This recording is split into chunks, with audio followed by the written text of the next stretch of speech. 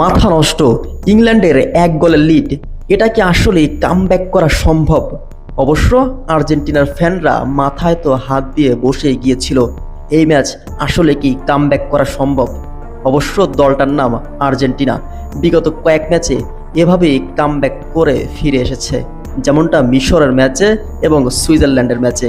আজকেও তার তেমন ব্যতিক্রম কিছুই হয়নি। এনজো ফার্নান্দেসের গোলে কামব্যাক আসলে করেই ফেলেছে আর্জেন্টিনা।